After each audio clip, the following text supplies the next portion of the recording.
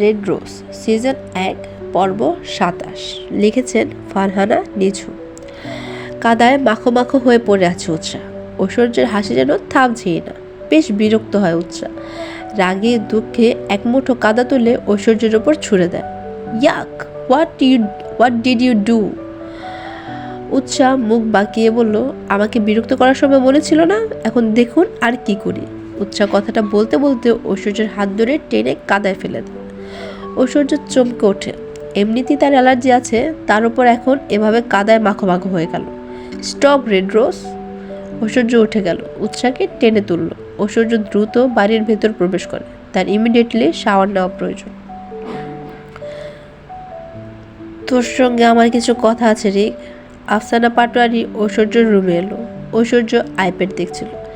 আফসানা পাটোয়ারিকে দেখে ভ্রুক্ষেপ করল না, কিন্তু আচমকা আফসানা পাটোয়ারি বলে তার সঙ্গে কিছু কথা বলতে চায়। ঐশ্বর্য ভাবলেশীনভাবে বলে, 5 মিনিট, যা বলার বলুন। আফসানা বিরক্তের রেস্ট টেনে বলল, তোমার প্রবলেম কি? কেন আসছো এখানে? বারবার কেন আমাদের বাড়িতে আসছো তুমি? ঐশ্বর্য এতক্ষণ যাবৎ আইপ্যাডের দিকে তাকিয়ে কথা বলছিল, কিন্তু এখন আইপ্যাড ডিভানের ওপর রেখে পূর্ণ দৃষ্টি নিবদ্ধ করো আফসানা পাটোয়ারির দিকে। প্রথমত, এটা আপনার বাড়ি নয় মিসেস মহিলা। আর সম্পর্কের টান যদি ধরি, তাহলে হয়তো এ বাড়িটা আমার ফুপা আর ফুপির, তাই না? আফসানা দাঁতের দাঁত চেপে হিসিয়ে বলল, দেখো তুমি কিন্তু বাড়াবাড়ি করছো। আর কোন অধিকারে থাকবে? হ্যাঁ, সবসময় সব কিছু ছিনিয়ে নেওয়া যায় না। ঐশ্বর্য ক্রুল হাসলো। সিরিয়াসলি মিসেস মহিলা, আপনি বলছেন ছিনিয়ে নেওয়া যায় না? আচ্ছা, অনেকগুলো বছর আগে যখন একজনের স্বামীকে ছিনিয়ে নিয়েছিলেন, তখন মনে ছিল না? ঐশ্বর্য, আস্তে কথা বলো।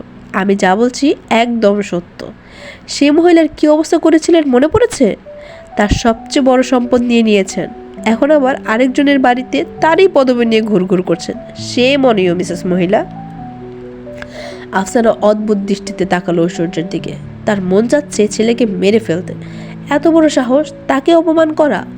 দরজার কাছে দাঁড়িয়ে সব ঐশ্বর্যের আর আফসানার কথোপকথন শুনল উৎসাহ।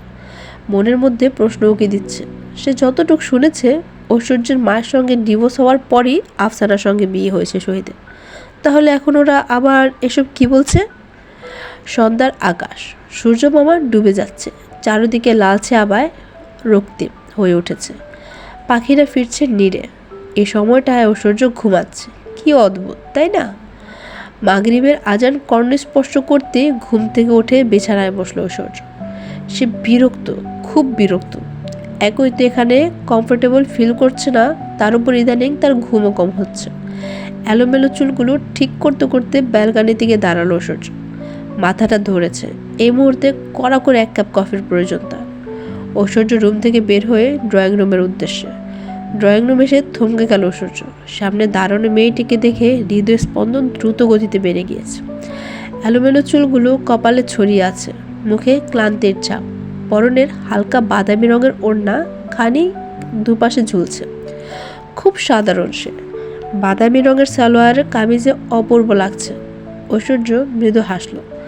উৎসাহ পাটোয়ারি এক অদ্ভুত মেয়ে। এই মেয়েকে দেখে বারংবার নিজেকে সংযত করতে অক্ষম ঐশ্বর্য। এক এক সময় এক এক রূপে নিজেকে প্রদর্শন করে মেয়েটি। এই তো জার্মানিতে জ্যাকেট জিন্স টপস পরেছে, তাতেও বারবি ডলের মতো লাগছিল। আর সেদিন রাতের লাল শাড়িতে নতুনভাবে দেখিয়েছে। আর আজকে একদম বাঙালি মেয়েদের মতো সালোয়ার কামিজ। উৎসাহ এদিক থেকে ওদিক বারংবার যাচ্ছে আসছে, আর যার দরুন পায়ের নুপুরের ছনছন শব্দ কানে তীব্রভাবে লাগছে ঐশ্বর্যের। আচমকা নিজের হাতে কারো স্পর্শ পেয়ে চমকে ওঠে উৎসাহ। ঐশ্বর্য হাত ধরেছে তার। উৎসাহ খানিকটা বিভ্রান্ত বোধ করছে। কি হয়েছে? ঐশ্বর্য অদর বাঁকিয়ে বলল, কিছু মিছু। উৎসাহ থতমত খেয়ে গেল। চোখ পাকিয়ে বলল, অসভ্য। ঐশ্বর্য আশেপাশে তাকিয়ে দেখে কেউ আছে কিনা, তবে কেউ থাকলেও পাত্তা দেয় না ঐশ্বর্য। আচমকা অদ্ভুত কাণ্ড ঘটিয়ে বসল। টুপ করে উৎসার গালে চুমু খায়। চোখ দুটো বড় বড় হয়ে গেল উৎসার। মনে হচ্ছে এক্ষুনি মণিকোঠা থেকে বেরিয়ে আসবে। উৎসাহ মুখ খুলে কিছু বলতে যাবে, তবে তৎক্ষণাৎ ঐশ্বর্য আবারও চুমু খেল। উৎসাহ যেন মূর্তি হয়ে গেছে। এদিকে ঐশ্বর্য শীষ বাজাতে বাজাতে কিচেনের দিকে এগিয়ে গেল। সদর দরজার কাছে দাঁড়িয়ে সবটা দেখে কেয়া ফেল করে তাকিয়ে আছে। দৌড়ে বাইরে গেল সে, জিসানকে ঐশ্বর্যের কাণ্ড বলতে। বের হতে গিয়ে ঘটল আরও একটি বিপত্তি। রুদ্রের সঙ্গে ধাক্কা খেয়ে হাতে খানিকটা ব্যথা অনুভব করলো কেয়া। উফ, কি করছো মিস সিনিয়র, দেখতে পাও না নাকি? কেয়া ফুঁসে ওঠে। একা তো ধাক্কা দিয়েছে, ব্যথাও সেই পেল, এখন আবার বলছে চোখে দেখে না। এই যে মিস্টার হ্যান্ডসাম, একদম বাজে কথা বলবেন না। রুদ্র ঠোঁট টিপে হাসলো। কেয়া বিরক্ত হয়ে বলল, আমি তো জিসানের কাছে যাচ্ছিলাম, আপনি তো সামনে চলে এলেন, ডিসকাস্টিং। রুদ্র বেশ ভাব নিয়ে বলল,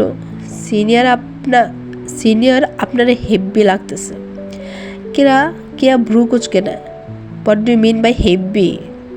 মানে বিউটিফুল, একটু বেশি সুন্দর। কেয়া চোখগুলো ছোট ছোট করে নেয়। আমি আপনার সিনিয়র।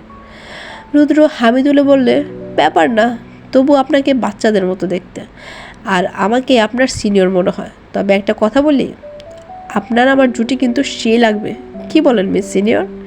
কেয়া মুখ বাঁকিয়ে নেয়। You dirty man. Hey. Keya যেতে যায়। রুদ্র ওর হাত ধরে। কেয়া নিষ্পলক তাকালো। রুদ্র ঠোঁট গোল করে চুমু ছুঁড়ে দেয়। কেয়ার ঠোঁট কিঞ্চিত ফাঁক হয়ে গেল, শুকনো ঢোক গিলল সে। এই প্রথম ভেতরে কিছু ফিল হচ্ছে তার।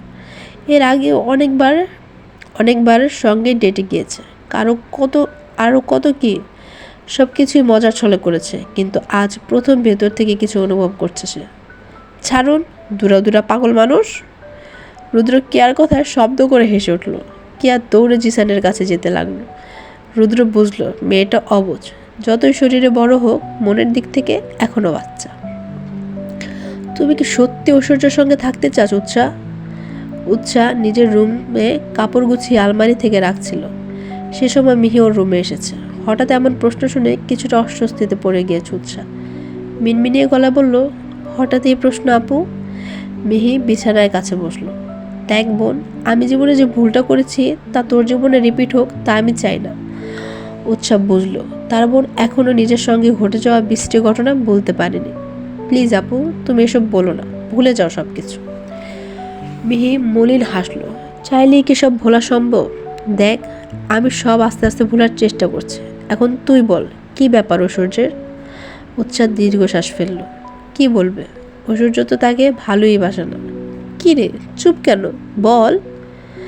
জানি না আপু, তবে রেড রোজ কাম ফার্স্ট। ঐশ্বর্য উৎসার কথার মাঝখানে এসে উৎসাকে টেনে নিয়ে যেতে লাগলো। মিহি কিছুই বুঝল না। ঐশ্বর্য উৎসাকে রুমে এনে ডোর লক করে দেয়। আরে কি করছেন, ছাড়ুন, সবসময় এত টানাটানি করেন কেন? ঐশ্বর্য উৎসার হাতের উল্টো পিঠে চুমু খায়। তুমি কাছে আসো না বলেই এত টানাটানি করতে হয় বেবি। উৎসার নাক মুখ কুচকে নেয়, সবসময় বাজে কথা বলে। ঐশ্বর্য শব্দ করে হেসে উঠল। উৎসার নাক মুখ কুচকে বলে, আচ্ছা আমাকে কেন ডেকেছেন? ঐশ্বর্য ভাবলেশীনভাবে বলে, এমনি ভালো লাগছিল না, তাই ভাবলাম তুমি কিছুক্ষণ কাছে থাকো, তুমি কাছে থাকলে ভালো লাগে। আচ্ছা তাই নাকি? আপনি আর আপনার বন্ধুগণ সবাই আস্ত পাগল, আর এইসব পাগল আমাদের বাড়িতে এসে হাজে। ঐশ্বর্য বিছানায় গিয়ে বসলো। উৎসাহ এক জায়গায় দাঁড়িয়ে আছে। ঐশ্বর্য বলল, সত্যি তুমি ভালো লাগছে না ইদানিং। উৎসাহ চুপসে গেল। তবুও কি এই লোকটা বলবে ভালোবাসে না? Love me? ঐশ্বর্য চোখ বুজে জড়ানো কণ্ঠে বলে, no. Oh, you love me. I don't love you. সত্যি? ইয়া। উৎসাহ নিশ্চুপ। ঐশ্বর্য আর কিচ্ছু বলল না। কিয়ৎক্ষণ চলল নীরবতা। অতঃপর ঐশ্বর্য টুকরো টুকরো চুমু খায় উৎসার গায়ে। মৃদু কেঁপে উঠল উৎসাহ। ঐশ্বর্যকে কিছুটা ধাক্কা দিল। ঐশ্বর্য উৎসার পেট চেপে আরও জড়িয়ে নেয় নিজের বুকের সঙ্গে। ঐশ্বর্যের বেসামাল স্পর্শে ক্ষণে ক্ষণে কেঁপে উঠছে উৎসাহ। ঐশ্বর্য ঠোঁট কামড়ে হাসল। উৎসাহ আবেশে চোখ বুজে নিঃশ্বাস টেনে নেয়। ছাড়ুন, আমাকে ছুবেন না। But why? তুমি তো আমার ওয়াইফ। উৎসাহ ঐশ্বর্যের হাত ছাড়িয়ে দূরে সরে গেল। ওয়াইফ ওই ব্যাপারে ইসলামী শরিয়াতে কবুল বলেনি, যান সরেন। হে সুইট হার্ট। উৎসাহ দাঁড়ালো না, দৌড়ে বেরিয়ে গেল। ঐশ্বর্য ব্রু কুচকে নেয়। ইসলামী শরিয়াতে কবুল? প্রয়োজন হলে বলিয়ে নেব। আজ এ পর্যন্তই। আগামীতে আবার আসবো নতুন আরেকটি সুন্দর এবং রোমাঞ্চকর পর্ব নিয়ে। সবাই ভালো থাকবেন and please like share and to subscribe আমার ছোট্ট উপন্যাসী আমি।